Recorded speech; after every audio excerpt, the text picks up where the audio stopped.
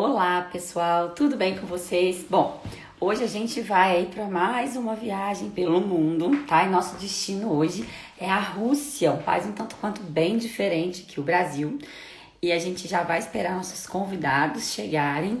A Nádia já entrou, me viu o convite aí, Nádia, eu vou te aceitar. É só convidar aqui os nossos convidados de hoje. Oi, Jaque. Tá boa? Tudo bem, e você? Tudo bem, já enviei o convite pro Vicente. Vicente, se você não tiver visto ainda, é só me pedir para participar aí que eu já te aceito. Vamos ver se eles entraram Beleza. ainda. Vou dando um suporte aqui para eles também. Hoje nós estamos indo longe, hein, Jaque? Tamo, tamo, Nossa. tamo, Oi, tamo. boa tarde, Ricardo. Já Só tá aí ligar aqui na meu terra de carregador que ele Camões vai já? acabar a bateria. Mas só ver se os meninos já chegaram, acho que ainda não. Eu já enviei o convite para eles. Vou dando um suporte para eles aqui. Vamos ver se eles já estão entrando. Ah, o Cristiano já tá. Cristiano, você recebeu minha solicitação? Ó, Ó, o aí o Vicente tá Vicente aqui, eu tô vendo. Isso. entrou. Daqui a Só pouco aparece aceitar, a já tela aceitei, dividida. Vicente. Vamos ver aqui. Aí, deu certo. Deu certo. Olá, Vicente, tudo bem?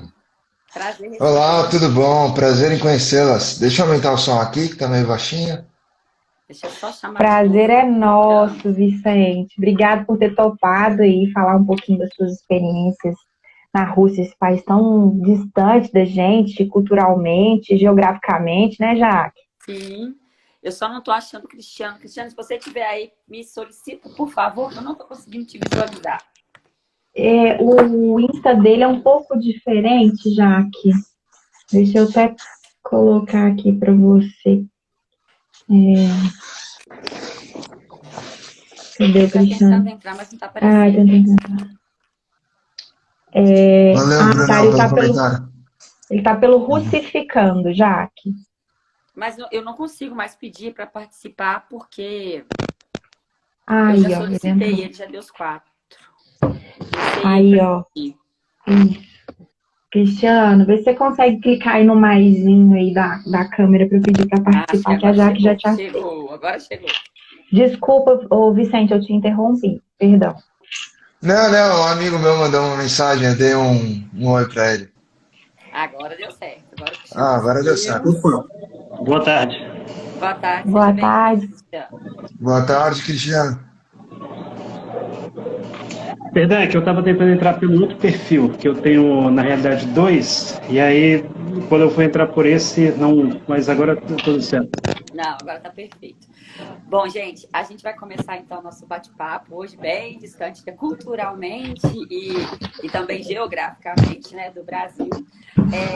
A Rússia, que é o maior país de extensão territorial, né, um país que tem invernos muito rigorosos, né, climas muito discrepantes, invernos muito rigorosos, verões muito quentes. Culturalmente bem diferente, aí um dos países mais poderosos do mundo ainda hoje, e que marca aí o mundo em diversas situações. A Rússia também tem a maior floresta de taiga do planeta, das coníferas do planeta. É uma floresta, depois vocês até me contam se ela é preservada mesmo ou não. Bom, mas aí, por favor, meninos, se apresentem. E por que, né, vocês foram para a Rússia? Por que a Rússia? Você quer começar, Cristiano? Fique à vontade. Ah, perfeito, obrigado. Bom, na verdade a minha história com a Rússia tem dois momentos. Eu vim para cá em 2011, através de um intercâmbio pela universidade que eu estava fazendo, para cuidar de crianças com necessidades. Daí eu passei um mês e meio por aqui, e daí me apaixonei pela cultura russa, por Moscou, mais especificamente. Né? Que nem no Brasil não dá para falar cultura brasileira, porque dependendo de onde você é uma cultura diferente. Eu também não posso dizer que a cultura russa, o que eu vi em Moscou, representa a cultura russa. Né? O Cristiano deve estar aqui por mais tempo, deve saber que da Sibéria para Moscou, para São Petersburgo, para, né, é um negócio completamente diferente. E daí, em 2020, eu já trabalhava na companhia Danone, e daí eles me convidaram para vir para cá como gerente sênior. E daí eu vim, fui expatriado e estou por aqui. Bacana. Que Então, você tá bacana. aí você já tem o seu visto já é o visto permanente, então. Não, não, na verdade não, é um visto de trabalho. Sim. Eu consegui entrar porque eu tinha um contrato, estava tudo assinado, bonitinho, porque foi bem na época do Covid. Ah, sim. E, então eles estavam com uma legislação bem. Eles estavam corretos, né? Estavam com as fronteiras fechadas, e etc. E daí emitiram o visto de profissional altamente qualificado, daí tem essa brecha na lei, né, que profissionais altamente qualificados ou pessoas com família, etc., poderiam entrar. E daí eu consegui entrar com visto. Ah, que bom. Mas o visto tem a mesma duração do meu contrato, então não é permanente. Sim, entendi, Entendi. entendi. É. E Cristiano, por favor? Bom, eu estive na Rússia, morei durante 5 anos no país. A cultura russa é uma cultura que me fascina desde criança, quando eu ouvia música, ouvia muito falar do país, nos noticiários, em filmes, normalmente de uma forma negativa, diga-se de passagem. A Rússia é mostrada para a gente de uma forma, digamos, bastante distorcida. E à medida que eu fui conhecendo a cultura, a sua música, a sua literatura, eu vi que, na realidade, não existe nada de, digamos, alienígena na cultura russa. São pessoas que, eu diria, são muito mal compreendidas, né? E esse é um ponto muito forte no papel do internacionalista. Neste momento, eu estudo relações internacionais. É uma cultura muito pouco conhecida. Eu diria que no Brasil nós não conhecemos talvez nem um quinto, talvez nem um décimo da cultura russa, da sua música, do seu cinema, das suas tendências. Normalmente a Rússia é conhecida aqui por estereótipos. E eu, embora tenha me voluntariado para alguns trabalhos na Rússia, que infelizmente foram projetos que não consegui concluir, né? Por exemplo, em 2015 havia um projeto de uma construção de uma base no Polo Norte, né? Eu me voluntariei, mas na época por questões econômicas e pessoais eu não pude ir até lá para concluir. E também fui voluntário, inclusive, para participar do evento dos BRICS em Ufa. Até sair no jornal de lá e tudo, mas infelizmente também não pude ir. Participei do encontro dos BRICS aqui em Fortaleza. Fortaleza teve a honra de sediar o primeiro encontro dos BRICS aqui no Brasil. E sempre me atraiu a receptividade do povo russo. Quando eu comecei a estudar a língua russa, os russos foram extremamente prestativos, comunicativos, sempre, digamos, quiseram mostrar muito da sua cultura. E então, por isso, eu me identifiquei em muitos aspectos. Que Certo. Aí o legal. meu visto, ele é de estudante, então. No momento, eu estou no Brasil, mas morei na época, foi entre 2015 e 2020. Ah, sim, aí você tinha esse visto. E assim, é uma extensão territorial muito grande, né? Então você tem uma diversidade muito grande, não só cultural, mas de paisagens dentro do país, né? É uma extensão territorial gigantesca, né? Então a gente tem essa variedade. No caso, as questões climáticas, Moscou é temperado, né, Vicente? Aí você tem um inverno bem rigoroso e um verão quente, não é isso? Isso, esse ano foi, por exemplo, no começo do ano estava -20, né? E foi a primeira vez que eu estava pegando -20. Então, assim, meu lábio estava todo. Eu falo tão pouco português que às vezes eu esqueço as palavras. Mas estava todo, sabe, cheio de Rachado. rachaduras. Estava todo rachado, isso.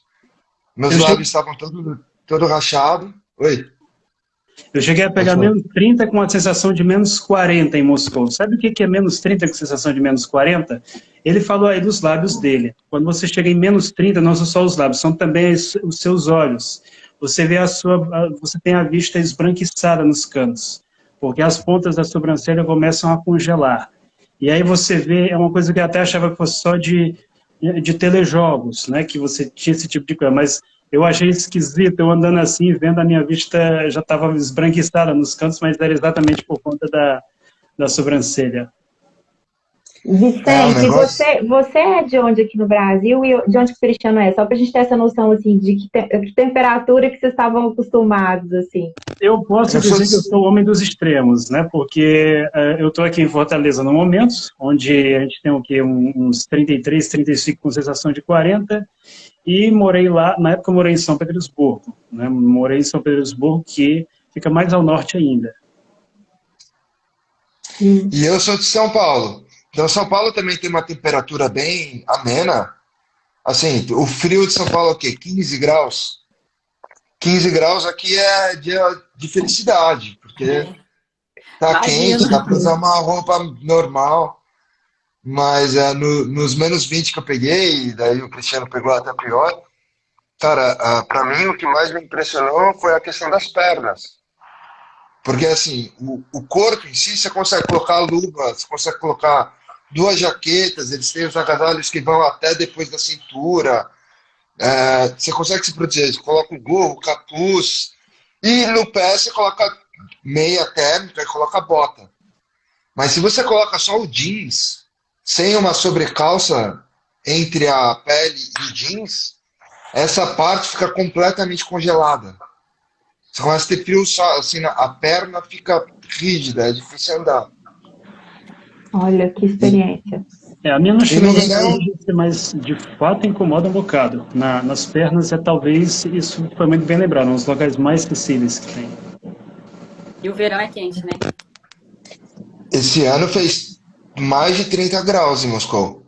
Só que a diferença do Brasil e de Moscou, não posso falar pela Rússia, é que Moscou foi construído para o inverno. Então, para entrar no metrô, você tem duas portas. Uma, sabe, para manter o calor dentro. Os prédios são, sabe, de concreto, para manter o calor dentro.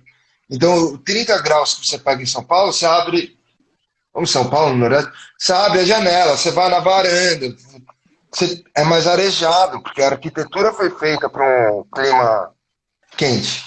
Aqui parece que fica mais quente, porque foi tudo feito para o inverno. Então, quando esquenta, você sente que você está tipo numa sauna. Faço ideia. Nossa, eu imagino. Foi a mesma sensação que o pessoal do Canadá teve esse ano também, né? Acho que deve ser bem semelhante que vocês passaram aí. E essa questão da taiga, que está em muitos locais da floresta de conífera, vocês conseguem ter essa visão, se ela é preservada? Como que é isso? Olha, eu não sei, eu não tenho tantas informações a respeito. Talvez o Cristiano possa ajudar mais.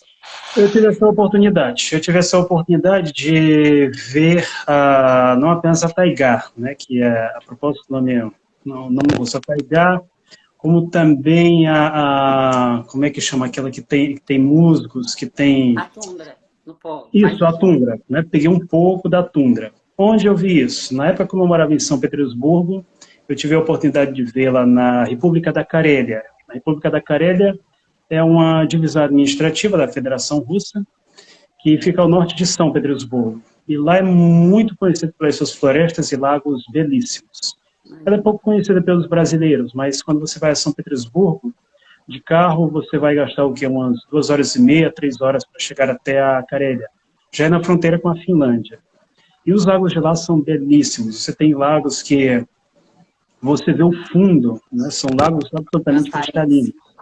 Há, inclusive, uma música sobre a Carélia, né? Inclusive, tema de muitas canções da época soviética, né? Tem uma mesma da Lídia Klimenko, né? Dolga будет Karelia Snitsa.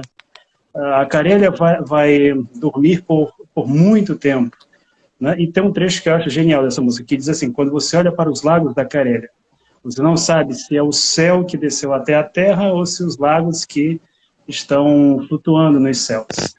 Lá é realmente belíssimo. O norte da Rússia é muito bonito. Muito bonito. Uma das coisas, inclusive, que eu mais sinto saudade da Rússia, nesse aspecto com relação à natureza, é que quando você, por exemplo, entra em um carro aqui no Brasil, você passeia e você vê muita coisa bonita pelo caminho. Você vê a Mata de Caatinga aqui no Nordeste, vê um pouco da Mata Atlântica em São Paulo, mas que grande parte do que você vê aqui no Brasil sempre está atrás de cercas. Cercas que você não pode transpor, porque inclusive o proprietário, devido às leis brasileiras, tem uma série de medidas ali para te afastar da propriedade dele. Enquanto que na Rússia essas são terras públicas. O que isso significa dizer? Que se você está no trem e você vê uma floresta belíssima em torno de um lago, tudo que você precisa fazer é descer do trem e acampar. Olha. E é isso que muita gente faz. Eu fui convidado por um grupo de exploradores russos para conhecer algumas florestas no norte da região de Leningrado, que é como até hoje é chamada exatamente a região, né, o distrito no qual fica São Petersburgo, ainda é chamado de Leningradskaya Oblast, ou seja, região de Leningrado. E você tem florestas para praticamente todos os lados. Nessas florestas você, por vezes, vê animais silvestres, inclusive. Em raros casos, há ursos, só que normalmente fica bem para o norte. Eles ficam bem longe de onde as cidades ficam. No extremo norte já é outra história. Tem vídeo de urso entrando dentro de apartamentos, né? Mas, por incrível que pareça, o pessoal grita e eles se mandam. Porque o urso é um animal medroso. Inclusive, uma das dicas que há para você evitar ataques de urso, se você estiver em uma floresta longínqua, digamos assim, é você conversar em voz alta com o seu grupo, porque isso afasta eles. Tem em alguns você tem, inclusive, lobos, né? Só que lobos, por exemplo, na região de Leningrado é muito difícil aparecer. E sempre quando aparece, eles contratam caçadores exatamente para fazer, digamos, o balanço da natureza. Você tem raposas, né, algumas belíssimas, e outra coisa que, aliás, é interessante na Rússia, que é muito diferente no Brasil nesse aspecto, é que, por exemplo, aqui se você quiser criar um animal, por exemplo, simples, como uma coruja, aqui tem uma coruja que toda noite fica cantando aqui nas redondezas. Você precisa ter uma autorização do IBAMA, aqui, precisa ter uma série de documentos e tal e tal. Lá você não precisa, basta você comprar, e o animal é seu. E eu já vi gente lá que cria raposa, gente que cria lobo, inclusive. É raro, mas tem gente que cria lobo. Aí, cria os mais exóticos animais que você imaginar. Então, quer dizer, a Rússia tem uma coisa que, na minha opinião, nós deveríamos ter aqui no Brasil, que é esse contato com a natureza. Lá, por exemplo, se você quer jogar uma partida de Airsoft, né, que eu jogo Airsoft, por isso até que eu tenho atrás essa AK-74. Que é exatamente uma réplica da arma russa. Lá você vai, por exemplo, para um polígono. Tem polígonos que ficam em florestas, alguns até têm a estrutura lá, né, tem a casa-mata, tudo bem bonitinho. E, quer dizer, é uma sensação bem realista, digamos assim. Aqui você precisa alugar terrenos, né, quer dizer, você precisa pagar sempre aquela coisa da propriedade privada, do latifúndio, uma relação de propriedade que, infelizmente, aqui no Brasil, só é contestada por alguns grupos, né? Quando deveria ser uma bandeira, na realidade, de toda a sociedade. Sim. Vicente, você que chegou em plena pandemia, então, assim, a sua percepção foi um pouco diferente, porque estava tudo muito alterado, eu imagino, né? Como no mundo. Como você sentiu, assim, a receptividade? Porque agora que eu imagino que você deve ter o lockdown, não deve ter no lockdown aí mais, né? Como que tá, assim, você deve estar sentindo mais essa receptividade ou não do russo? O que você sentiu, assim? Olha, os russos são bem receptivos, foi que nem o Cristiano mencionou, eu não posso reclamar. Eles são muito solícitos, eles estão sempre prontos para ajudar. Mas eles são diferentes dos brasileiros, né, culturalmente falando. Então, por exemplo,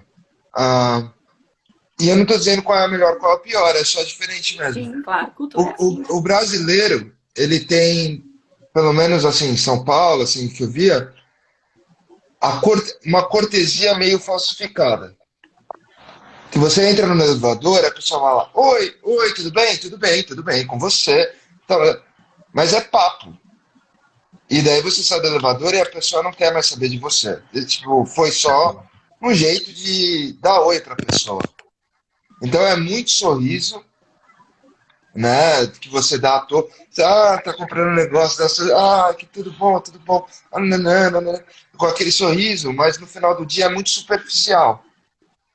O que eu sinto dos russos eles não têm essa parte da superficialidade, o que pode dar a falsa sensação e o estereótipo de que eles são frios, porque eles são mais diretos. Então, se o cara não te conhece, e você está no elevador com uma pessoa que você não conhece, etc. Eles não dão um oi, eles não perguntam como você está, cada um com a sua vida. Mas quando você conhece a pessoa e fica amigo da pessoa, daí é amizade, amizade mesmo. Verdadeiro. Pro que der e pro vier, entendeu? E daí, nesse tipo de receptividade, né? Então, assim, quando você explica que você é um turista, um estrangeiro, etc., todos vão te ajudar. Mas, diferente do brasileiro, que vai estar sempre com aquele sorrisão na cara, perguntando tudo bem, eles vão ser mais diretos. Mas não é porque eles não gostam de ninguém ou porque eles estão sendo grossos com você. Eles vão te dar exatamente a informação que você precisa. É uma diferença de cultura mesmo, né? De maneira de Isso. abordar, né? De manter o distanciamento, às vezes até, né? Porque o brasileiro é muito. Todo mundo é amigo, né? A gente põe todo mundo no mesmo pacote ali, todo mundo é amigo, né? Então tem essa diferença, né? É conhecido, não é conhecido, é amigo, é colega de trabalho, né? A gente percebe isso, né? Um exemplo assim que eu acho muito bom assim de ser usado é o brasileiro tem muito daquele papo do tipo, meu, a gente tem que marcar de se ver aquele final de semana. E daí chega, ninguém marca nada. E desculpa o meu francês, foda-se. Esqueceu, falei só por falar. Uhum. Na Rússia, se você chegar para alguém e falar assim, olha, no final de semana vamos marcar de se ver. Vai chegar no final de semana, a pessoa vai te mandar, mas que horas a gente vai se ver? Olha. Compromisso Então é compromisso. é compromisso, é compromisso. Então Ah, não tem engraçado essa você ter falado isso. falsidade, não tem essa falsidade e cortesia bonita do brasileiro, que é muito superficial, é fachada. Porque no final do dia, você falou, mas já esqueceu. Não, você não, tu falou, tá falado. Foi legal você ter falado isso, assim, essa disciplina, essa questão, assim, eles estão em todos os setores, assim, no trabalho, no dia a dia. Sim, sim. Assim, eu trabalho na mesma empresa que eu trabalhava no Brasil, que eu trabalho agora. Mas a conduta que eles têm é diferente. Então foi até engraçado, porque no Brasil, para você falar uma coisa ruim, assim, dá um feedback normal, o cara vai sempre, o cara, a mulher, qualquer um que estiver acima, abaixo, do lado de você, começar com vários elogios e daí vai dar um feedback, alguma coisa negativa. E na Rússia, se eles não estão gostando de alguma coisa, e não é pessoal, eles já falam na lata. Ó, isso não tá legal. Você Eu teve achei essa mesma Isso. percepção também, Cristiano, dessa diferença de tratamento do brasileiro e do russo? Com certeza. Eles são muito diretos até mesmo na própria forma da comunicação. Por exemplo, eu dou aulas de russo e uma coisa que às vezes tem às vezes diálogos que a gente pega no manual e tem assim, você cumprimenta, né? Você tem os здравствуйте. E isso, aliás, a propósito, também é uma diferença linguística. Na Rússia você tem duas formas de cumprimentar alguém. Você tem o здравствуйте para pessoas que ou estão numa posição, digamos, superior a você no trabalho, né? Um professor, por exemplo, na universidade, ou alguém com quem você não tem intimidade. E você tem o здравствуй, né? Sem o тя. Здравствуй ou здравствуйте. E também o привет, né? O здравствуй e o привет você usa para pessoas com quem você tem uma certa proximidade. Por exemplo, no meu clube de recreação histórica, uma época até o meu superior, digamos assim, né, o comandante do grupo, ele achava estranho eu utilizar os здравствуйте com ele, porque a gente já se conhecia há meses, né, mas eu utilizava os здравствуйте porque eu sempre acostumei ao pai, né, ao superior, no trabalho, sempre ter um tratamento mais formal. Só que na Rússia não é assim. Para você ter uma ideia, por exemplo, na Rússia até mesmo isso que a gente tem aqui no Brasil, né? Por exemplo, o pai chama de senhor e senhora. Na Rússia ele utiliza o tratamento informal para o pai, né? Para o pai e para a mãe. É uma diferença cultural. E continuando com relação ao diálogo, normalmente a gente aprende o que nas línguas? Você primeiro saúda, né? Depois pergunta como está. No russo você não faz isso. Você simplesmente aprende a saudação e aí você já vai direto ao ponto, né? Sem essa de como está, né? Como que... Apesar de que aqui no Brasil eu já vi algumas pessoas principalmente redes sociais, também se queixando disso, né? Essa coisa do tudo bem, do como estava, a pessoa, digamos, ser mais direta. Isso já é algo que, digamos, vem de um certo tempo na Rússia. Essa questão do trabalho que ele mencionou, eu também percebo algo muito parecido. Lá, digamos, se você faz alguma coisa e eles não gostam, eles deixam isso bem claro na hora, né? Eles, como se diz, não vão passar a mão na cabeça. Aqui, ó, a propósito, meu aluno de português, o Andrei Yermakov, acabou de entrar. Né? Ele casou-se agora recentemente, tinha aula de português, está falando português melhor que muito brasileiro já. Nossa, que legal! Gente, é uma questão. A gente sabe que a Rússia tem bons indicadores sociais, né? E dentro, o Cristiano até citou os BRICS, dentro dos BRICS, ela é a economia, seria o país do ponto de vista social mais equilibrado, né? Mas como que, hoje, assim, a questão da saúde pública, eu digo, a questão da violência, como que você, assim, Cristiano, acho que você só tem um tempinho, mas viveu lá, então imagino que não mudou muita coisa, né? E o Vicente vivendo isso. Essa questão do acesso à saúde, do acesso à educação, é público, é caro, ou como que é? Como que o governo promove? Olha, isso é uma das grandes vantagens da Rússia, e daí o Cristiano pode complementar, assim, do mesmo. Eu tenho a mesma percepção que ele. Do mesmo jeito que no Brasil você tem né, propriedade privada, latifúndio, você não pode acampar, então você tem uma mentalidade muito, né, muito, querendo ou não, muito capitalista, de propriedade, é meu, etc. A Rússia, até por conta do seu passado, ela tem toda uma estrutura de bem-estar social derivada do que veio da União Soviética. Então, por exemplo, as escolas são todas públicas, as escolas infantis. Tem as escolas particulares? Tem. Assim, se você tiver muito dinheiro e quiser que seu filho estude não só russo, mas russo, francês, inglês, espanhol, e faça aula de xadrez, lógica, não sei o que lá, você pode ir para uma escola particular. Mas cada bairro tem sua própria escola infantil, sua própria escola secundária, e assim, é tudo pago pelo governo. Você paga uma coisinha aqui e ali para fazer atividades extracurriculares, se você quer para o seu filho. Então, assim, se você quer que seu filho faça aula de, além do currículo, faça aula de lógica, xadrez e desenho, daí você paga uma quantia baixíssima, comparada ao que você pagaria no Brasil, para o seu filho fazer todas as atividades curriculares, sem contar o tempo que a criança passa na escola. No Brasil, escola primária é período da manhã ou período da tarde. Né? Do meio-dia às 6 ou das 7 ao meio-dia. Um negócio mais ou menos assim. Aqui na Rússia, por exemplo, eu tenho uma namorada, ela tem uma filha. A gente deixa a filha dela, Sofia, considero minha filha adotiva, quase, a gente é apaixonado um pelo outro. A gente deixa a filhinha dela na escola às 7 horas da manhã e a gente busca ela às 5 da tarde. E ela passa o dia integral e está coberto tudo, alimentação, hora da soneca, Os sabe? pais vão para o trabalho despreocupados, então. Despreocupados, assim, tá? E se você pagar um pouquinho a mais, fica tipo até 9 da noite. Caso os dois pais tenham que ficar, sabe? Mas assim, quando eu falo pouquinho a mais, é pouco mesmo. Não é que nem no Brasil que assim. É acessível.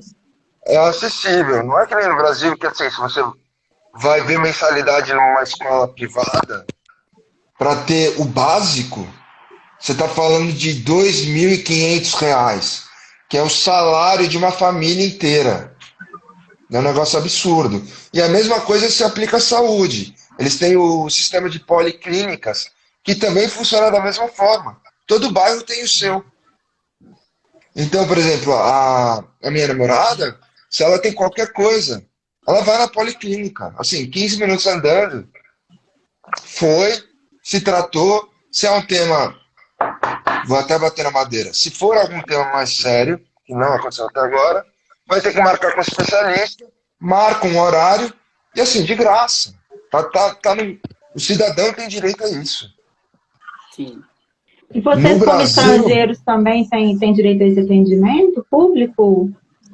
Sim, eu não tenho o direito ao atendimento público, mas por por ser funcionário de uma empresa privada, eles me dão seguro-saúde Sim. e daí eu tenho acesso às mesmas coisas. Mas caso, por exemplo, eu me case com a Daphne, minha namorada, né, Dália, Daphne, ah, e eu não viraria um cidadão, né, mas um residente permanente da Rússia, etc. Daí eu teria acesso a tudo isso. Teria Legal, que só coordenar, mas eu teria acesso. que bacana. O Cristiano, Cristiano passou 5 anos, não sei se ele viu a mesma coisa. você tem mais ou menos as mesmas percepções? Digamos assim, eu concordo com ele em muitos pontos. De fato, o sistema, tanto educacional quanto de saúde da Rússia hoje, ele, como costuma dizer a propósito do meu amigo que é o Vitaly Lyosov, né, que tem um blog sobre a Rússia, hoje a Rússia vive muito na questão da chamada inércia soviética. Ou seja, quer dizer, aquilo que a União Soviética deixou como herança, muita coisa ainda sobrou. Mas, por outro lado, fora de cidades como, por exemplo, Moscou e São Petersburgo, há muitos problemas com relação a essa questão. Por exemplo, o salário de um médico russo, se a gente comparar, por exemplo, aqui com o salário de um médico no Brasil, ele, infelizmente, eu até sinto uma certa vergonha alheia. Por exemplo, uma amiga minha, que ela é pediatra, ela recebia 30 mil rublos. 30 mil rublos atualmente é algo em torno de uns R$ 2.500. Aqui no Brasil, por exemplo, um médico iniciante ele recebe R$ 40 mil. Quer dizer, é uma diferença muito grande. Claro que em determinados locais, determinadas clínicas, principalmente privadas, é um salário diferente, mas isso ainda é um problema. Outra coisa, questão, por exemplo, odontológica. Eu, no momento, estou utilizando aparelho. Meus amigos russos, eles ficam simplesmente loucos quando eles sabem que eu gastei 550 pelo meu aparelho ortodôntico. Na Rússia se gasta cerca de 10 vezes mais do que isso. Né? Quer dizer, coisa que no Brasil há uns 25, 30 anos atrás você gastava. Então, na Rússia isso ainda é uma coisa, digamos, muito cara, muito aquém da maioria da população. Muitas pessoas na Rússia, infelizmente, têm problemas dentários e colocar um aparelho é praticamente um luxo, digamos assim, coisa que aqui, para a gente no Brasil, é muito mais fácil. Com relação a atendimento médico, eu diria que talvez seria algo como o SUS aqui no Brasil. Tem pessoas que falam muito bem do SUS, mas tem pessoas que às vezes precisam e fica muito aquém o tratamento. E na Rússia eu já ouvi muitos relatos parecidos. Algumas pessoas que dizem, inclusive brasileiros, que precisaram do tratamento médico e tiveram isso, mas pelo menos não de brasileiros, mas de russos eu já ouvi falar, de pessoas que muitas vezes precisaram e isso ficou, digamos, a desejar. Mas, por outro lado, eles têm uma coisa que nós não temos aqui no Brasil, que é uma espécie de ronda, de ambulâncias que eles ficam fazendo o tempo todo em cada bairro. Quando basta você ligar com um pedaço já estão os paramédicos. Aqui no Brasil nós não temos a figura do paramédico, por exemplo, e eles com um pedaço chegam na sua casa. Pessoal, eu queria perguntar uma questão, né, eu puxando para o meu lado. Só interromper. Só para concluir, com relação à educação, infelizmente muitos russos têm se queixado também da questão da educação, de que ela teria se deteriorado nos últimos anos. Foi por acaso que esse ano e no ano passado, infelizmente, nós tivemos casos gravíssimos, que são os famosos casos dos atiradores nas escolas. O sujeito muitas vezes sofre um bullying, né, tem um problema pessoal, uma coisa, e acredita que a solução para resolver aquilo ali é atirando no coleguinha. Isso aconteceu na faculdade de Direito, em Kazan, aconteceu ano passado na Crimeia. Infelizmente, isso é tudo um produto, né?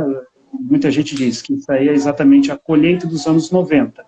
Porque os anos 90, que foi a época do fim da União Soviética, da introdução da economia de mercado na Rússia, deixou graves sequelas na sociedade soviética. Um grande niilismo, digamos assim, moral.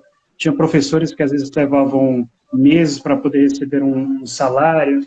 Então, você imaginar que sairia uma geração boa daí, né, é algo quase surreal. E hoje a Rússia, infelizmente, colhe, né, essas consequências, digamos assim. Então, no que diz respeito à educação, a qualidade tem caído muito. Não é por acaso que o líder do comitê investigativo da Federação Russa, esqueci o sobrenome dele agora, ele inclusive clamou pela necessidade da volta do sistema educacional soviético, na Rússia, exatamente para elevar a qualidade, digamos, em termos de conhecimento, de formação de um cidadão e não apenas formação de um consumidor. Desculpa te interromper, Cristiano. Eu estou muito ansiosa para perguntar da língua, gente. Vicente e Cristiano, me conta uma coisa. Vocês aprenderam antes de ir? Eu já tenho umas informações à parte aí do Cristiano, né? Assim, que eu fiquei muito impressionada da questão dos idiomas, né? Que a gente tem um amigo em comum aí, que é o Akira. E ele me contou algumas coisas, eu fiquei realmente, assim, bem interessada. E às vezes, me conta, gente, como que foi isso? Vocês já sabiam falar russo? Vocês chegaram e aprenderam? Como que foi esse processo? A gente fica com a ideia de que é muito diferente, é mesmo muito diferente. Olha, eu acho que tem um grande mito, assim, de que russo é impossível de aprender, porque o alfabeto é diferente.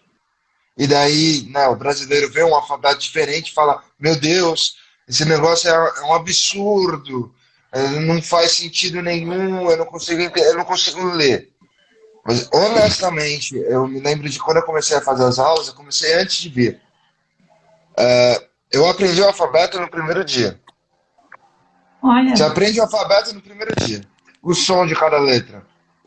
E daí depois é só uma questão de memorização. Você vai lendo o alfabeto e você vai aprendendo.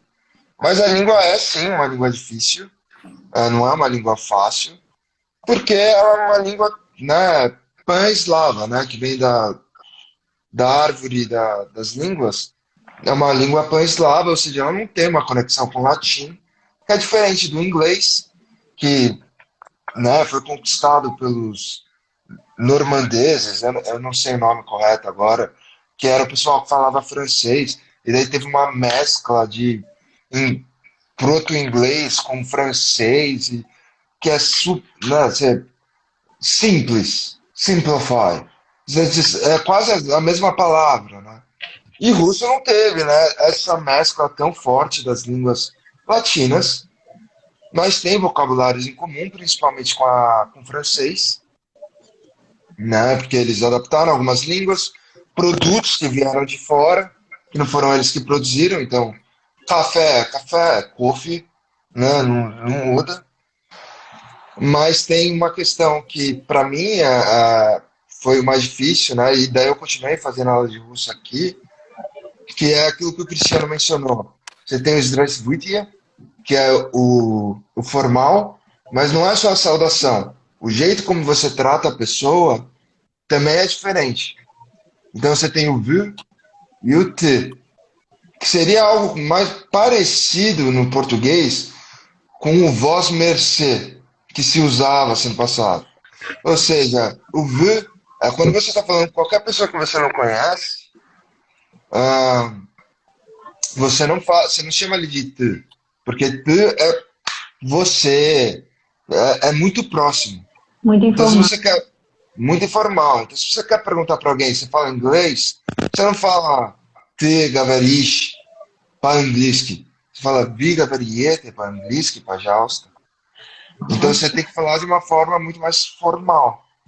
E também tem a questão do извините и пожалуйста, que é muito rude você começar uma conversa com uma pessoa desconhecida sem você começar com licença, por favor. E daí você começa a sua frase. Né? Se você chega só pergunta, opa, licença, quanto que custa esse negócio aqui? Ô, amigão, deixa eu perguntar, sabe essa informalidade que o brasileiro tem na língua? No russo não tem. Né? Eles têm esse tema da formalidade. E você estudou e chegou já falando, Cristiano, como que foi sua preparação? Foi exatamente, o russo... desculpa, gente, te cortei, Vicente, eu queria também te perguntar isso, desculpa. Não, então, eu estudei antes, eu falava russo do básico A1 para o básico A2, e daí quando eu cheguei aqui, eu continuei minhas aulas. Mas até hoje eu me considero um falador intermediário. Eu nunca chegaria ao ponto do Cristiano que dá aula de russo. Mas ele Ah, ficou 5 anos aqui, eu estou aqui há 1 ano e 2 meses. Cristiano, desculpa, gente, fiz confusão Mas é o aí. seguinte, é um pouco engraçado a minha história. Quando eu comecei a estudar russo, né, de certa forma, sofria muito preconceito, né, por isso, porque eu, na época, ouvia dizer, né, que o russo é uma língua de gente muito inteligente. Ah, fulano é tão inteligente que fala até russo, né? Então, isso também me motivou a estudar a língua. E quando eu comecei, foi praticamente paralelo quando eu comecei a usar a internet, quer dizer, há um bom tempo já. Tinha um site chamado Travel Languages, né, que era dicas de línguas para viajantes, e eu fui aprendendo uma palavrinha aqui, outra lá. Quando certa vez, né, eu cheguei na mesa e disse assim, eu falo russo. Aí muita gente, né, meus familiares, né, estavam falando, não, isso é coisa que ele inventa, né, adolescente muitas vezes para chamar a atenção, ele, né, inventa as coisas.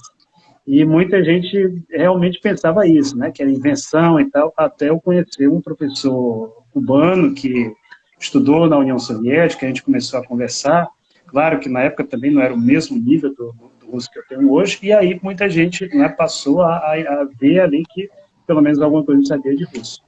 Conheci uma moça que morou na Letônia, esteve 2 semanas em São Petersburgo, ela me arranjou um manual.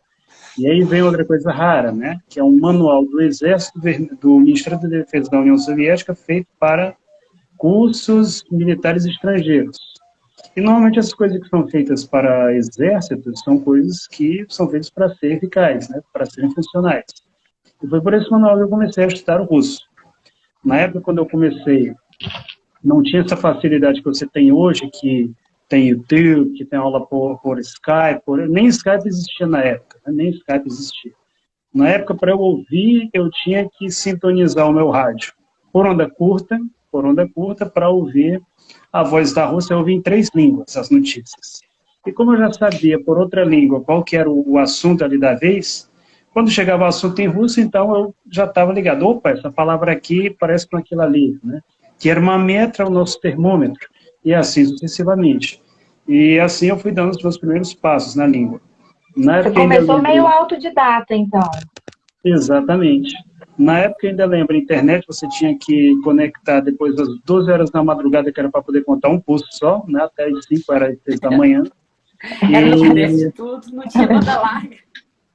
Isso. E nessa época eu sintonizava na Voz da Rússia, Rádio Stoadino, que era a Rádio 101, que era só de rock, né? Ia ouvindo e assim eu fui aprendendo a língua. Pela própria música também, depois por outros sites melhores que foram aparecendo também na internet, como era o caso do finado, né, entre aspas, que era o Live Mocha. Na época ele era gratuito e era excelente. Aí depois ele passou a ser pago, mas a qualidade... todo mundo acha que só porque uma coisa é paga vai ficar melhor. Mas esse site compartilha da sua opinião 100%. Exatamente. E nessa época que eu aprendia, né, lá você tinha várias línguas além do russo. E eu conheci russos que estudavam italiano, conheci uma russa, né, que ela estudava italiano, que ela se tornou inclusive a minha madrinha de batismo na cidade de Tula, né, lá na Rússia. Eu fui batizado pela primeira vez na Igreja Ortodoxa Russa. E conheci pessoas com quem eu mantenho laços até hoje, pessoas que eu, inclusive, conheci, né, pessoalmente, fui até as suas cidades. Na época, 2008, outro fator que também me ajudou bastante foi o surgimento do VK, o VKontakte, que é a rede social russa. Em 2008, eu lembro que você só entrava com um convite, né, como o Orkut no início. Você tinha que receber um convite para entrar.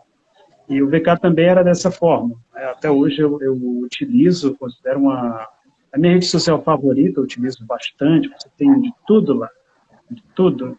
Tinha uma época que você tinha música livremente, mas agora tem direitos autorais, você encontra livros, encontra filmes inteiros, encontra um material bastante diversificado, e isso foi fundamental no meu processo de aprendizagem.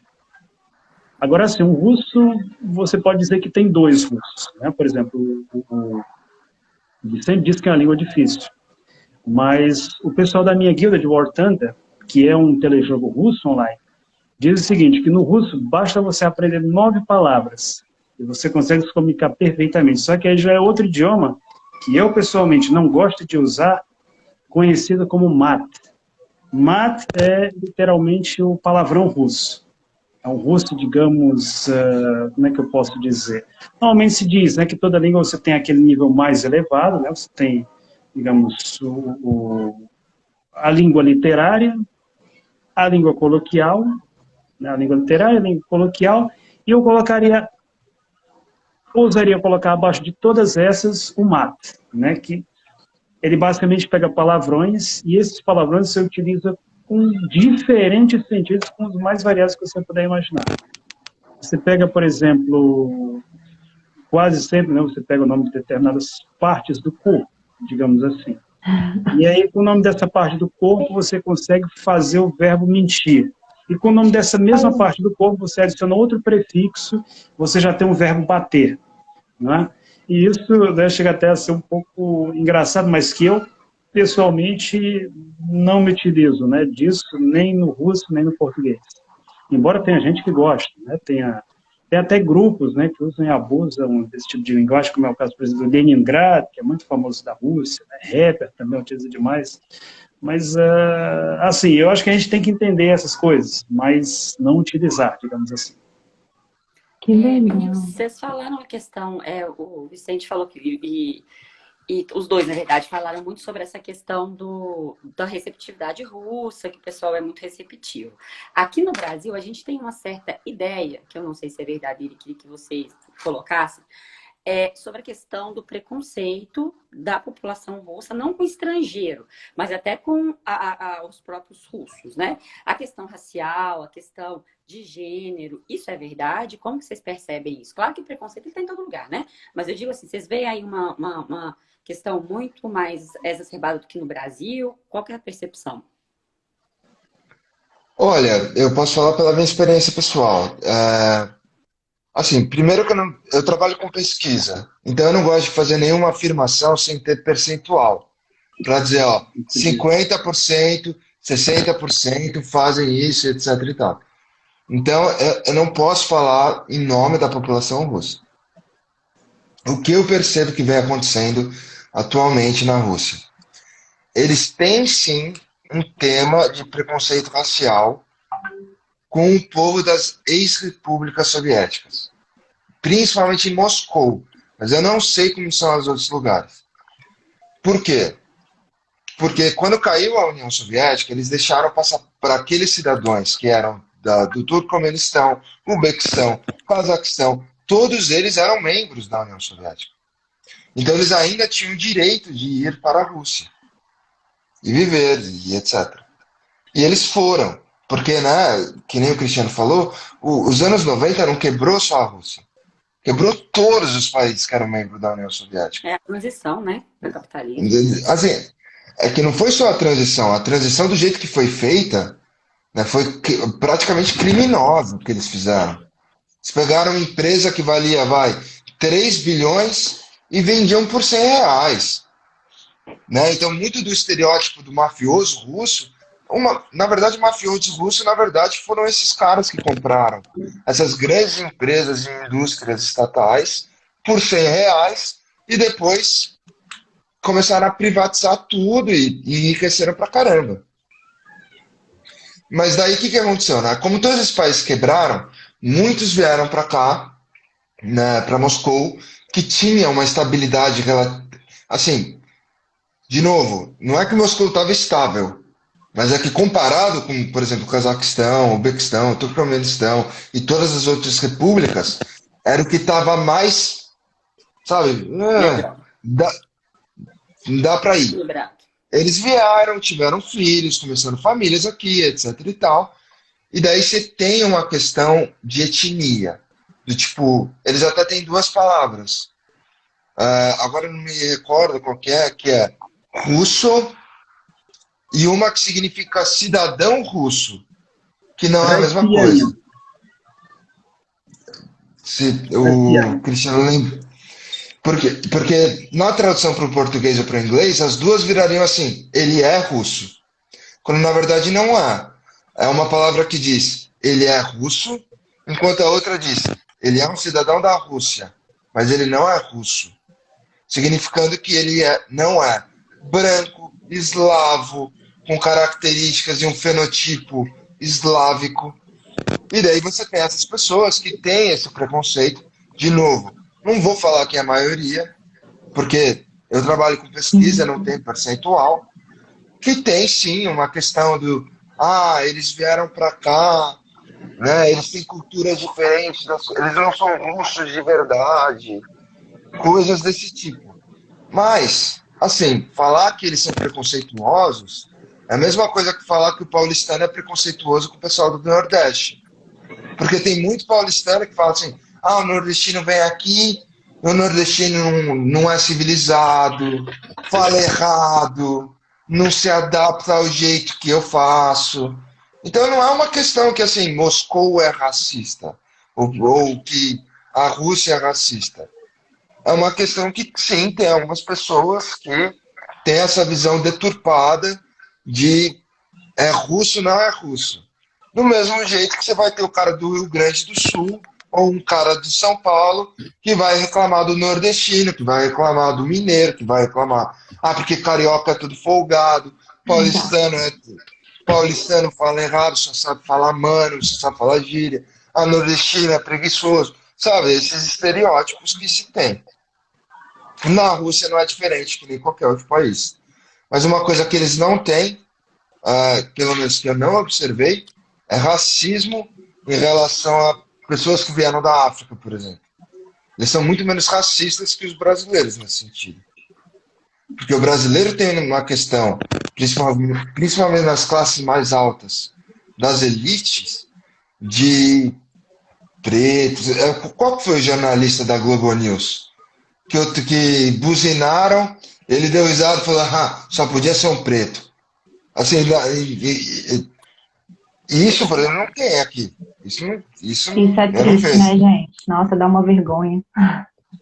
O que eu posso dizer é o seguinte, complementando isso aí que ele colocou, muita coisa que hoje a gente vê na Rússia, e isso tudo, como eu mencionei numa outra fala, é, digamos, o produto dos anos 90.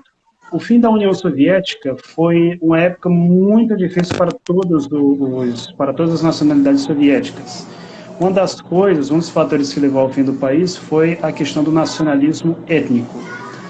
Na Ucrânia se dizia, nós ucranianos alimentamos Moscou. E Moscou já dizia, Moscou alimenta o restante do país. Aí nos Bálticos, que era onde eles produziam os eletrônicos bons, eles já diziam, não, aqui os países bálticos estão alimentando a União Soviética. Na Ásia Central já se dizia, não, nós aqui estamos alimentando Moscou. Cada uma dessas repúblicas tinha as suas vantagens e as suas desvantagens, sendo que, em grande parte, a parcela mais educada, né, por fatores históricos, era exatamente a população russa. Para vocês terem uma ideia, antes da União Soviética se formar, se dizia, por exemplo, na Ásia Central, que era mais fácil ver uma árvore, que ver uma pessoa alfabetizada, na Ásia Central, era como você ver uma árvore frutífera no meio de um deserto, né? Quer dizer, era muito raro. Então, muita coisa que aconteceu na época antes da União Soviética, você tinha cerca de somente 50% da população alfabetizada. E esses 50% estavam normalmente na Rússia, principalmente ali em torno de São Petersburgo, que era geralmente a capital. As pessoas, então, foram aos locais mais longínquos do país, até a Ásia Central. A Ásia Central, por exemplo, o Cazaquistão, hoje é uma das economias mais desenvolvidas da ex-União Soviética. Tem muitos investimentos, tem relações com o Brasil. Em termos de mineração, lá dentro é um país belíssimo, muito desenvolvido. Mas se você pega locais como, por exemplo, o Uzbequistão, né, que é quase ali já na China, vizinho ao Afeganistão. Se você pega o Tajiquistão, então você tem ainda uma grande população bastante rural, uma população que tem sofrido muito mais do que outras os efeitos do fim da União Soviética. Por exemplo, na época soviética, os uzbeques aprendiam russo. Hoje em dia, muitos uzbeques eles não aprendem mais russo, eles só aprendem a língua uzbeque. Crescem longe das cidades e muitas vezes vão à Rússia trabalhar como mão de obra muitas vezes trabalhando em condições análogas, por exemplo, à escravidão. Por quê? Porque na Rússia, hoje, há algumas pessoas com dinheiro, principalmente do setor de construção. E o que todo capitalista quer, o sonho de todo capitalista é mão de obra barata. Muito lucro e mão de obra barata, porque assim ele maximiza os seus lucros. E o que acontece? O russo, pelo seu nível de educação, por uma série de fatores, e mesmo o ucraniano ou o bielorrusso, são populações mais educadas. Eles têm uma capacidade maior de se organizar politicamente, de formar um sindicato, de exigir os seus direitos. Mas se você pega, por exemplo, o sujeito que veio de uma vila lá, né, no Uzbequistão, no Tadiquistão, muitas vezes o sujeito está pensando só em comer e trabalhar. E talvez em juntar algum dinheiro para mandar para a família dele. Só para vocês terem uma ideia com relação a essa questão de estatística, a renda de imigrantes do Uzbequistão na Rússia, que é algo em torno de 8 milhões é um número superior de muitas cidades aqui no Brasil, é maior do que a renda do próprio Uzbequistão. Quer dizer, você fica imaginando qual seria o impacto no PIB do Uzbequistão se de repente a Rússia resolvesse mandar todos esses 8 milhões de volta para o Uzbequistão. Né? Em Moscou, principalmente, e São Petersburgo, você percebe um número muito grande de imigrantes dessas repúblicas, que quase sempre exercem trabalhos como de garis, como de pedreiros. Muitas vezes é uma população que tem um nível educacional muito baixo e, por isso, eles são mal vistos pela população. Isso, infelizmente, tem ocasionado uma série de conflitos, né, principalmente esse ano, conflitos étnicos, porque você imagina, muitas vezes o cara fica só ali trabalhando, dormindo ali no alojamento com, às vezes, outras 20 pessoas. Muitas vezes são pessoas que têm uma educação completamente diferente da do russo. Para falar de uma forma bem clara aqui, eu tenho uma amiga russa que ela comenta que ela achava desagradável, quando muitas vezes ela ia na feira, estava lá um feirante, às vezes do Tadiquistão, do Uzbequistão, e, digamos, fazia umas gracinhas, né, fazia comentários desrespeitosos. Então, esse é um comentário, esse é um problema que existe. Esse ano teve um problema de uns imigrantes também que isso ficou comprovado depois, estupraram uma idosa tinha mais de 70 anos já, um caso que revoltou as pessoas disso. Aí, normalmente, quando isso acontece, né, coisa que é feito, claro, por uma minoria, isso desperta uma fúria muito grande da população. A população, inclusive, até queria invadir o alojamento deles e tirar todo mundo de lá. Só foram parados pela polícia russa. Quer dizer, se a Rússia fosse né, realmente racista, digamos assim, discriminatória para com essas pessoas, deixariam simplesmente a população fazer do jeito delas, mas não é assim. O que acontece? Há movimentos políticos oportunistas, normalmente de teor nacionalista, que exploram esse assunto da imigração. Né? Aí muitas vezes jogam fake news na internet, tipo assim, 70% dos crimes são cometidos por imigrantes. Pessoa que muitas vezes não tem discernimento, vê uma notícia dessa e fica chocada, às vezes fica com isso na cabeça. Só que estudos de um professor de história russa, que tem um blog chamado Vertik Buri, mostrou que esse percentual, na realidade, é de 18%. Né? Quer dizer, a diferença entre 18% e 70% é um percentual muito grande. Convenhamos que 18% é um alto percentual, mas não fica muito longe dos exclamados 70%. Além disso, esses 18%, o problema não está no fato deles serem imigrantes, o problema não está no fato deles serem muçulmanos, deles serem do Uzbequistão. O problema está na pobreza, que infelizmente é mais propícia para a ocorrência desse tipo de coisa. Até porque, por exemplo, aqui no Brasil, né, nós brasileiros somos a prova viva disso. Aqui no Brasil nós temos problemas muito sérios, temos problemas como, por exemplo, assédio, né? Minha tia, uma vez, ela ia voltando para a casa da escola, aí vinha um sujeito, digamos, da parte mais baixa da sociedade. Olhou para ela, né, largou a bicicleta de uma vez e foi fazer o que não devia. né? Muito provavelmente esse sujeito não teve acesso a um estilo de vida saudável, a uma família, a uma série de coisas. Quer dizer, onde eu quero chegar? Esses problemas que há com imigrantes, não só na Rússia, como em boa parte da Europa. Não está no fato deles serem imigrantes. Está, na realidade, na pobreza, na miséria dessas pessoas. E, por sua vez, se há tantos migrantes na Rússia, a Rússia atualmente é o país que mais tem imigrantes no mundo, depois dos Estados Unidos.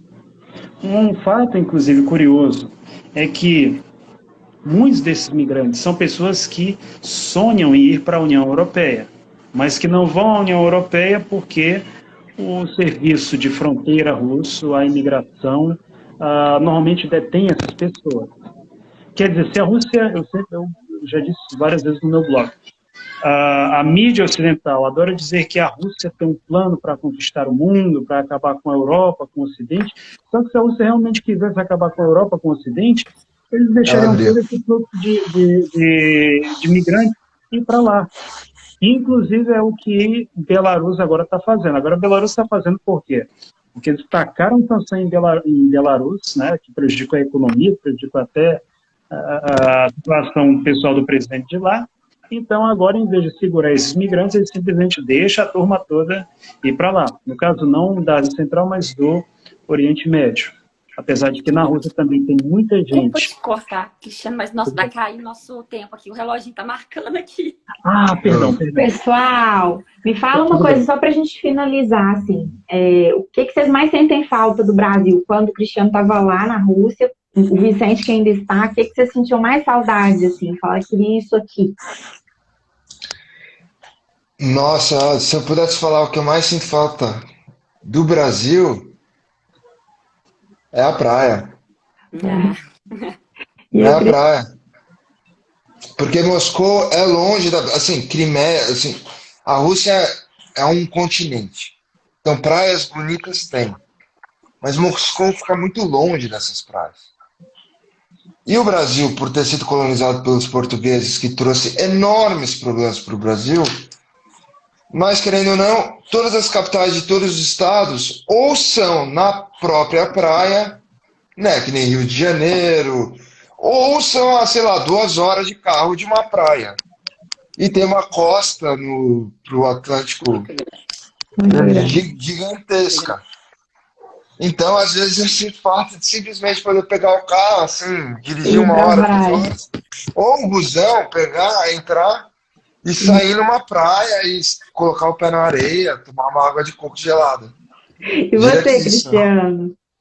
Eu posso dizer que, sem dúvidas, era, primeiro, a minha família, né, que infelizmente ainda não estou por lá, mas que quero visitar ainda junto da família, e também e principalmente a família e depois as frutas. Porque fruta na Rússia é um luxo. Tem isso. Enquanto eu tenho um pé de manga aqui em frente em casa, que me dá, não é o ano todo, mas a partir de setembro, me dá muita manga de graça, né, para não falar de outras frutas, como por exemplo limão. Na Rússia eu já vi manga uma só, não era 1 quilo, não, era uma manga. A valores equivalentes a R$50. Nossa. Um limão a valores caríssimos, né? Coisa que você for aqui, né, pular uma cerca, você consegue de graça, ou se plantar em casa, mesmo no supermercado você consegue a preços muito baixos. Então, isso, como boa parte dessas frutas é coisa importada, ela vai sair muito caro na Rússia. Gente, eu acho que nós vamos ter que fazer Brasileiros na Rússia parte 2 para a gente complementar tudo que a gente queria conversar com vocês mais. Mas a gente agradece imensamente que vocês possam contribuir com a experiência de vocês, com a vivência de vocês, viu? Obrigada de verdade pela disponibilidade também e por abrirem aí a vida de vocês e contarem como é o jeitinho russo, né? O jeito russo de receber as pessoas, enfim, trazer um pouquinho mais próximo da nossa realidade. Gente, obrigada de coração. A gente aprendeu demais com vocês, assim, porque é muito diferente bater esse papo, né? E tudo que a gente lê e ouve, e ter essas percepções, assim, né? De vocês que vivem, né? E viveram essa realidade, esse dia a dia é muito importante. Obrigada, viu? Fiquem com Deus, gente. Beijo, tchau, tchau. Eu que agradeço. Tchau, tchau, gente. Spotify e YouTube, daqui a pouquinho a gente posta o link lá pra vocês, gente. Perfeito. Beijo. Agradeço a vocês pela oportunidade, um beijo. Tchau, tchau. Agradeço a vocês pela oportunidade e a todos pela audiência. Tchau, tchau, Obrigada, gente. Beijos.